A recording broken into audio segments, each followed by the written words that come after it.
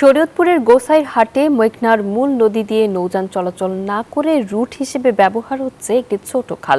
আর এই সুযোগে খালটি থেকে অবৈধভাবে বালু উত্তোলন করা হচ্ছে। আর এসব বড় নৌযান চলাচলে সৃষ্ট ঢেউ আর অবৈধভাবে বালু উত্তোলনের কারণে ভাঙন দেখা দিয়েছে ওই জনপদে। সংশ্লিষ্ট অধিদপ্তরের সাথে কথা বলে মূল নদী খননের পাশাপাশি অবৈধ বালু উত্তোলনকারীদের বিরুদ্ধে ব্যবস্থা নেওয়ার আশ্বাস জেলা প্রশাসনের। শরীয়তপুর থেকে বিধান মজুমদার অনির পাঠানো তথ্যচিত্রের বিস্তারিত ডেস্ক রিপোর্ট। মেঘনা নদী বেষ্টিত জনপদটির নাম কুচাইপট্টি। এই এলাকার মানুষের আয়ের প্রধান উৎস নদীতে মাছ শিকার আর চরে ফসল উৎপাদন। তবে এই শান্তিপ্রিয় মানুষের চোখের ঘুম কেড়ে নিয়েছে নদী ভাঙন আতঙ্ক। বান্ডেল থাকলে প্রতি সেনমানিতে টাকা বাঁচবে। বিকাশ সেনমানি বান্ডেল কিনে জিতুন প্রতি লেনদেনে। মেঘনার মূল নদী ব্যবহার না করে এই জনপদের মাছ দিয়ে বয়ে চলা একটি ছোট্ট খাল দিয়ে চলছে লঞ্চ, কার্গো সহ বড় বড় নৌযান। আর এসব নৌযান চলাচলের ফাঁকে রাতের আধারে খালটি থেকে অবৈধভাবে বালু উত্তোলন করছে একটি অসাধু চক্র। আর এতেই দেখা দিয়েছে ভাঙন।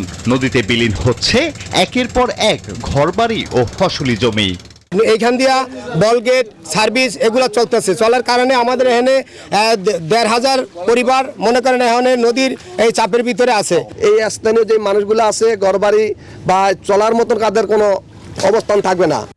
ভাঙন ঠেকাতে এই এলাকায় অবৈধ বালু উত্তোলন বন্ধ করা সহ টেকসই বেড়িবাঁধ নির্মাণের দাবি এলাকাবাসীর।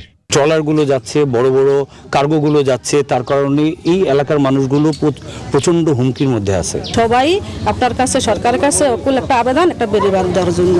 এই পথে চলাচলকারী নৌযান চালকরা বলছেন মেঘনার মূল নদীতে নাব্যতা সংকটের কারণে বাধ্য হয়েই খালটি ব্যবহার করছেন তারা। মূল নদী ভরে গেছে, চর হয়ে গেছে, এই কারণে আর একটা খাল আছে, এই খাল দিয়ে যাওয়া করি। সংশ্লিষ্ট অধিদপ্তরের সাথে কথা বলে মূল নদীটি খননের পাশাপাশি অবৈধ বালু উত্তোলনকারীদের বিরুদ্ধে ব্যবস্থা নেওয়ার আশ্বাস জেলা প্রশাসনের। অবৈধ বালু উত্তোলন, অবৈধ ড্রেজিং, তো এটার ব্যাপারে কিন্তু সারা শরীয়তপুরে কিন্তু আমাদের অভিযান অব্যাহত আছে। আমি সবসময় বলি এবং যখনই আমরা খবর পাই তখনই কিন্তু অভিযান চলে এবং আমরা এটা বন্ধ করি। প্রত্যন্ত অঞ্চল হওয়ায় দীর্ঘদিন ধরে চলে আসা নদী ভাঙন ঠেকাতে তেমন কোনো কার্যকরী পদক্ষেপ নেয়নি সংশ্লিষ্ট অধিদপ্তর, অভিযোগ এলাকাবাসীর। Desk report, news 24।